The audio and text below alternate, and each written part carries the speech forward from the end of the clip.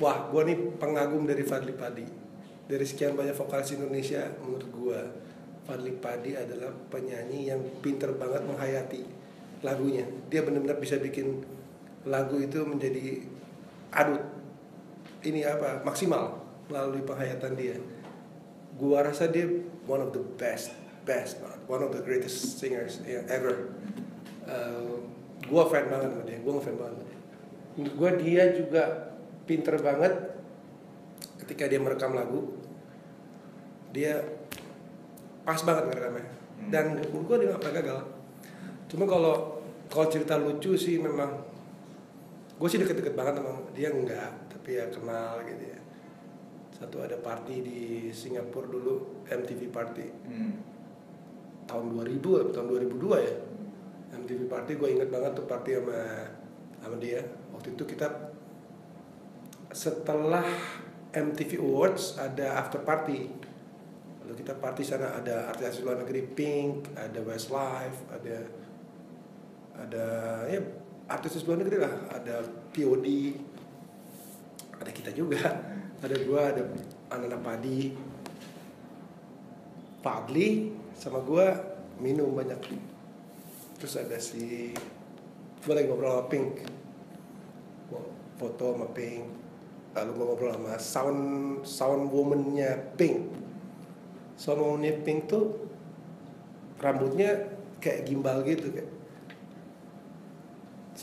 rambutnya gimbal, ya dreadlock. Terus gue lagi ngobrol sama dia, si Fadly gue inget dateng tuh, kayaknya dia udah habis minum juga, kayaknya udah mau deketin gue kan, mau ngajak ngobrol. Gue baru mau kenalin, bro, ini si sound woman-nya, sound engineer-nya Pink. Dia langsung nyerobot gitu kan, I know you are POD.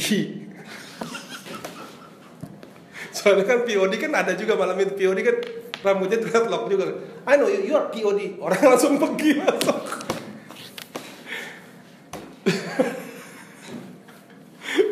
I know you are POD. Oh my god, langsung orangnya cabut, langsung bubar. Tapi ya seru juga sih. Gue lebih gak kenal lagi Ariel daripada Fadly. Maksudnya gue kenal tapi gak pernah nongkrong bareng gitu. Mungkin pernah nongkrong bareng ya. Gue inget nongkrong sama dia sih di Cafe MU. Gue ngadu PS sama dia, PlayStation, yang menang ke Inggris. Kebetulan gue lagi sibuk rekaman aja, jadi gue gak mau menang gitu. Biarin aja dia menang. Terus dia ke Inggris. Hadiahnya bener ke Inggris karena waktu itu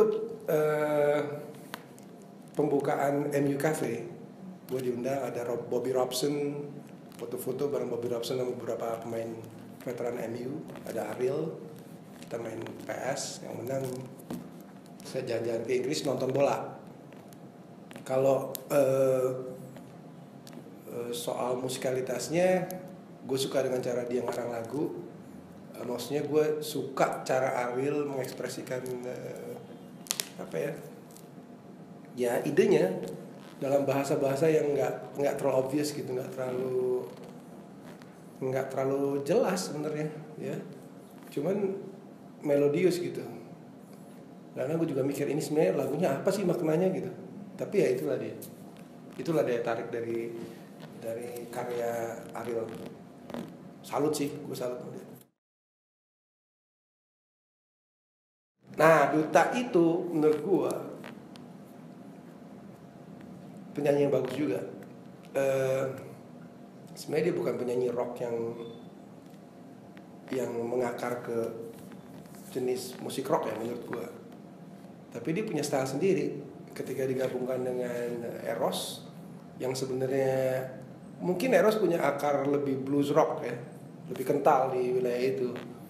Eros sepertinya mau main seperti Aerosmith kadang-kadang gitu. Mungkin karena namanya sama kali, Aerosmith ya. Eros. Cuma saya Eros mainnya kayak gitu, bluesnya kuat sekali gitu. Tapi Duta enggak berasal dari wilayah yang sama, enggak berasal dari universe yang sama. Ketika mereka ada dalam satu band, itu menjadi satu band yang menurut gue punya signature sound sendiri, dan ekspresinya Duta di setiap rekaman gue super keren gitu. Maksud gue ya band itu jadi punya warna banget gitu, jadi Sheila on 7 banget gitu. Nggak terkesan apa ya, maksa, nggak terkesan wannabe gitu.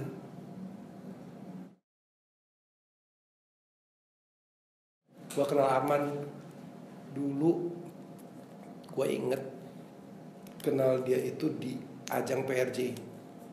Gue lagi main sama band gue namanya One Feel, band yang sering ngiring artis juga zaman itu. Bandnya Arman juga. Arman juga sempet ya, gue nggak tahu. Tapi Arman waktu itu sama band lain namanya kalau nggak salah, gue lupa nih, Rit apa ya. Gue inget gue main setelah dia apa sebelum dia, gue lupa. Pokoknya gue lagi di belakang panggung, gue inget tuh lihat Arman bawain lagu Poison, glam rock. Lalu gayanya tuh kan wow banget gitu loh. Nah itu bikin gue kaget sih, terus terang. Jarang-jarang nih vokalis begini, bisa lompat kiri lompat kanan tapi nyanyi bener gitu, nyanyi bagus, keren lagi orangnya. Wah siapa nih orang. Pas dia masuk ke belakang panggung gitu, dia lagi sama Dewi Gita, cuma berdua doang. Ya gue ngenalin diri, nama siapa? Ya, baru gue kenal dia. Habis itu kenal terus sama Arman. Itu jauh sebelum Gigi lah, jauh sebelum Gigi itu. Gak tau dia udah di One Feel apa belum. Kayaknya dia belum di One Feel deh. Gue juga gak tau, gue baru tau kalau dia pernah di One Feel. Itu long time before Gigi. Jadi gue kenal Arman di situ di PRJ. Menurut gue Arman itu vokalis yang bisa maksimalkan dia punya apa ya, dia punya kemampuan. Dia atraktif, gayanya juga atraktif banget sih gitu. Dia punya cara bikin lagu yang apa ya, sebenarnya aneh sih gitu. Mungkin yang bikin aneh bukan dia juga tapi Bujana gitu. Karena Bujana nggak pernah memanjakan pendengar dengan chord yang A, B, chord yang G, C, A minor, D gitu. That's not Bujana style. Jadi kayak Bujana, misalnya kalau lu bikin lagu dari C, itu sudaraannya kan D minor, F, G, A minor, E minor. Kayak kalau Bujana kayak dari C langsung ke F crash, langsung habis F crash, C crash, habis itu G minor. Itu sama sekali nggak saudaraan. Dan karena Bujana bikin lagu kayak begitu, kayak Arman mesti ngikut gitu. Jadi satu perpaduan yang aneh sih. Gue sih bukan yang apa ya, gue kayaknya berasal dari latar belakang yang musik yang agak beda dengan Bujana dan Arman sih gitu. Kakak Sleng tuh dulu gue belum kenal, gue sempat kenal sama Willy. Bertahun-tahun kemudian ada vokalis selain baru nih, gue inget banget. Gue denger umurnya masih 16 tahun, gue inget banget gitu. 16 tahun. Terus oh ya, album pertamanya itu judulnya apa ya selangnya? Sweet Hey. Gue suka lagunya yang ini, yang memang. Pada saat itu sebenarnya nggak banyak penyanyi yang benar-benar bisa dikatakan rock menurut kita anak ABG waktu itu. Artinya vokalis rock yang atau band rock yang memang bisa apa ya, menampung aspirasi penggemar rock muda ya. Kalau penggemar rock tua tentu ada, tapi penggemar rock di zaman itu yang bisa dibilang, gue seneng sama Poison, gue seneng sama Guns N' Roses, gue seneng sama Skid Row. Lalu ada nggak sih band Indonesia yang mirip-mirip gini gitu? Nah cuma Sleng aja yang berhasil gitu, dan hanya Sleng yang bisa berhasil meramu rock and roll Indonesia dengan tepat gitu, dengan vokalisnya si Kakak. Kalau nggak ada vokalis si Kakak nggak bisa gitu. Dan gue inget tuh gitu, kayaknya masih umur 16 tahun gitu. Gue sendiri sama Kakak gue ngerasa nggak pernah deket-deket banget. Gue mungkin hanya terhitung jari kali nongkrong minum bareng gitu atau nongkrong bareng gitu. Cuman kalau menurut gue Istilah kerennya he is he's an embodiment of Indonesian rock and roll singer. Yeah, he's the icon of Indonesian rock and roll singer. Gugun as a guitarist is a very special blues guitarist. Meskipun kita udah sering lihat banyak banget gitaris blues gitu. Dalam karir gue juga gue banyak banget lihat gitaris. Mungkin orang bilang main gitar blues itu bolak-balik itu juga, tapi Gugun tuh bisa bikin apa yang sebenarnya simpel gitu menjadi tertinggal di hati dan lu kalau nonton Gugun lu mau nonton lagi dia buat lagu apa lagi abis ini, padahal sih sebenarnya lagu blues tuh kan nggak kayak lagu progresif atau lagu metal yang gimana gitu kan. Blues kan biasanya terdiri dari nada-nada yang sebenarnya sedikit banyak lu udah pernah denger kalau menurut gua ya. Ya maksudnya ada banyak elemen blues yang bisa dibilang sebenarnya familiar. Dia kan familiar, tapi Gugun bisa bikin orang nggak boring, nggak bosan. Lu mau denger lagi dia buat lagu. Dan gua rasa dia main gitar blues yang one of the best ever gitu.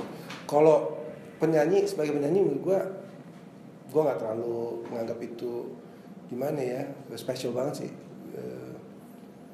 Mungkin dia sama kayak Jimi Hendrix sekali, sebenarnya dia nggak mau nyanyi juga sih, pengen main gitar aja.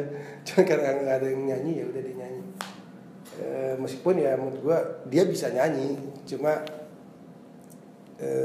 kalau dibandingkan dengan kemampuan main gitarnya 10, nyanyinya 7,5 lah gitu kan. Tapi yang menarik dari dia adalah presisinya sih. Sebagai pemain blues dia punya presisi yang luar biasa sih. Bisa bilang kelas dunia presisinya. Jadi you get to enjoy the music, the blues music gitu. Biasanya orang blues kan agak ya whatever lah men, nanti ketemu di panggung aja nanti ketemu di panggung nanti kita main apa, ntar aja deh pikirin gitu. Ntar mainnya juga acak-acakan aja deh, nggak apa-apa deh gitu. Kayak Gugun nggak gitu. Maksudnya Gugun kayak very organized dan ekspresi dia di atas panggung sama di rekaman juga relatively rapi.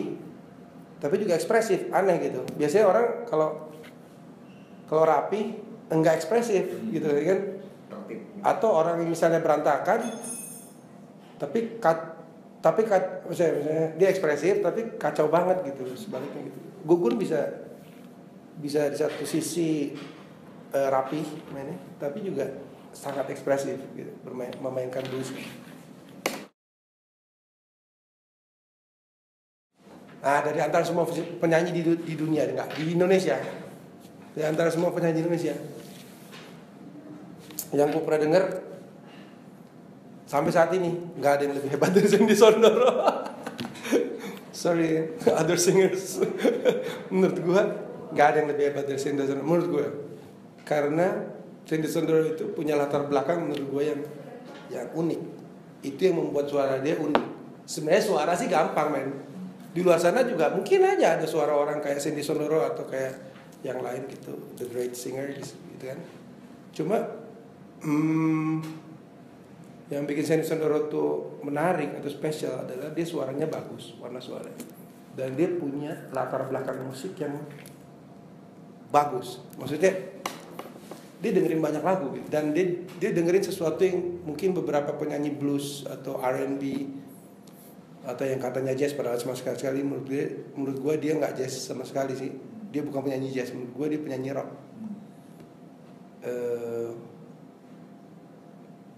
Yang penyanyi lain tuh nggak dengerin tuh, dia dengerin gitu, dan itu menjadi satu you're what you eat sih sebenarnya. Ya, itu keluar dengan sendirinya dalam ekspresi dia pada saat dia nyanyi di panggung, di rekaman. Nada-nada yang dia pilih itu menurut gue seger gitu, gue jarang dengerin orang Indonesia pilih nada kayak begitu. Kalau suara mungkin ada aja orang Indonesia, tapi memilih nada seperti itu, mengekspresikan nada sebagaimana apa yang dilakukan Sandy Sandoro, menurut gue itu bukan hal gampang. Itu perpaduan dari apa yang lu dengar, lalu apa yang lu dengar sekarang, ya, apa yang temen lu seneng kali lu coba-coba dengar juga, lalu apa yang lu dengar dari zaman dulu menumpuk di kepala lu, lalu itulah yang keluar gitu, segala macam faktor. Dan menurut gue that's what makes a great singer gitu. Dan menurut gue the greatest singer itu Sandy Sandoro.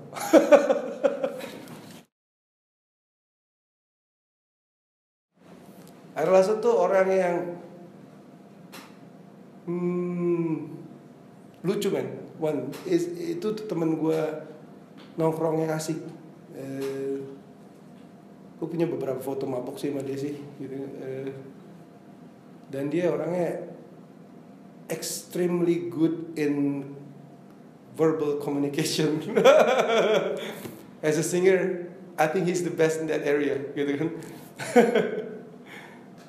Kalau dia jadi politisi tuh menurut gue dia jago, ya kan?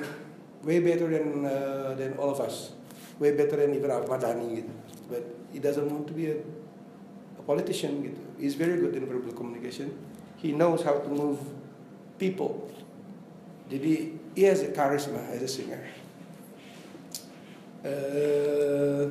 Itu yang dia punya, yang gue tahu ya. Nyanyi lain gak ada yang bisa mengontrol crowd, very well prepared when perform gitu. Yang lain kan ya sort of ya nanti aja deh, kita lihat aja ntar. Ari Lasso nggak kayak gitu, he would prepare everything gitu kan.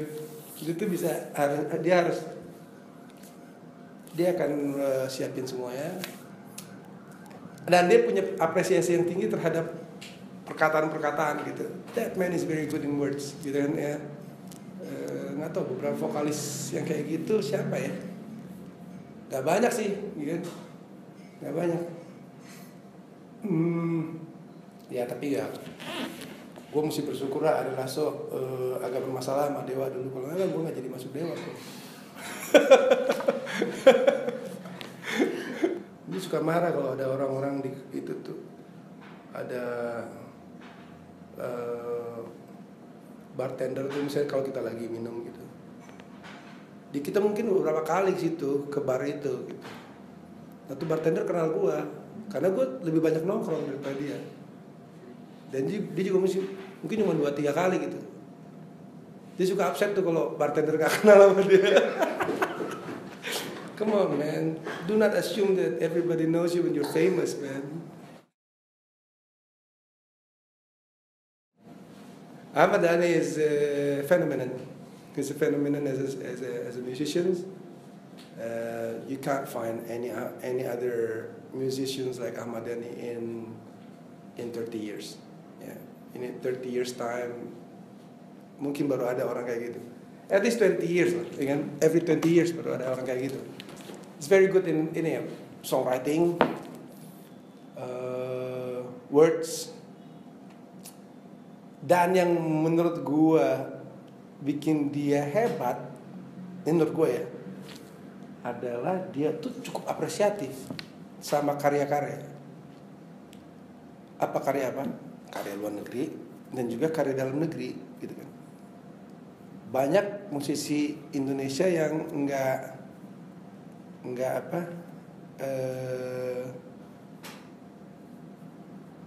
dengerin karya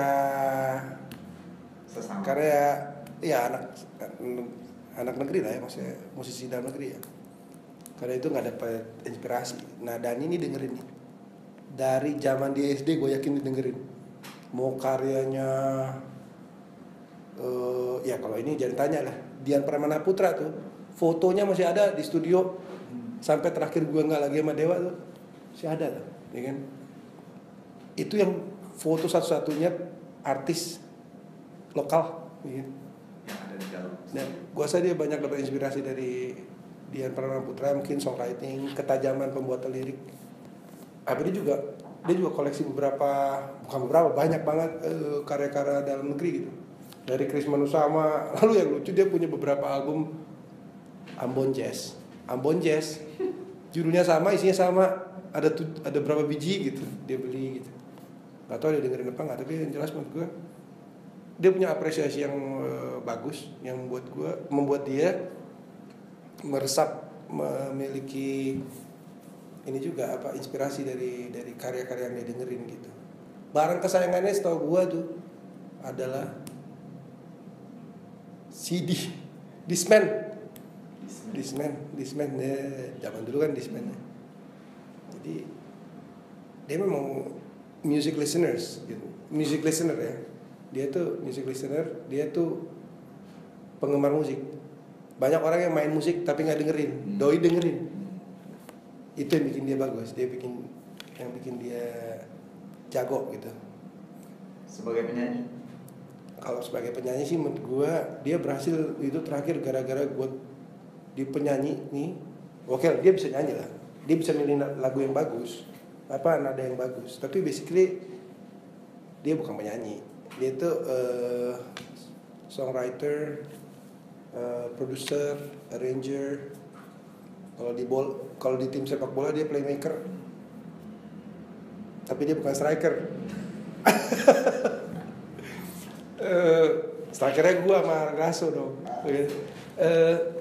Tapi dia bisa nyanyi, dia pinter milih lagu-lagu yang apa, nada-nada yang pas banget gitu. Yang jadi istimewa gini, dia itu punya wawasan yang beda banget sama yang gue dengerin gitu. Influence dari musisi jazz, musisi pop gitu. Nah itu gue nggak ngerti itu, gue nggak punya library seperti yang dia punya gitu. Karena kalau kita suka lagu rock, kita dengerin lagu rock kayak gitu sih kan, segala macam lagu rock, tapi tetap lagu rock gitu. Nah ini punya lebih banyak influence yang aneh-aneh. Apalagi ya kalau yang terakhir sih gue ceritanya lucu, apa ya, dia kan lucu sih. Itu manajer gue meninggal tuh gue inget si Iwan meninggal. Nah yang gue datang ke tempat Dani, ya namanya juga manajer meninggal, ya udah, terus habis dibayangin gitu kan, jadi kita ngobrol di belakang, baru aja 4 bulan lalu, deket rumahnya dia juga, jadi jenazahnya masih ada, lalu kita ngobrol di sini. Mungkin Dani suka tahu gue suka minum bir kali, lalu dikeluarin semua birnya. Gue punya bir nih, gini-gini keluarin. Yang ada kita minum bir di situ. Pada saat dimana orang lagi kedukaan gitu kan,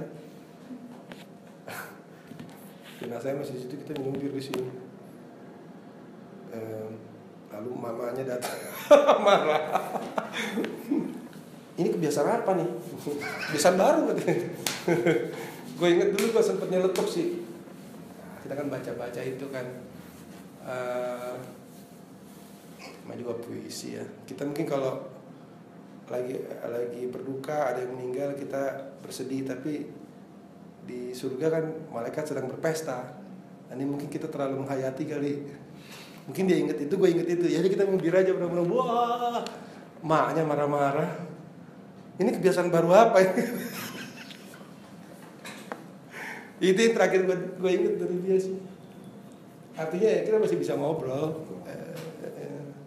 Cuma aja nggak lagi dalam satu band.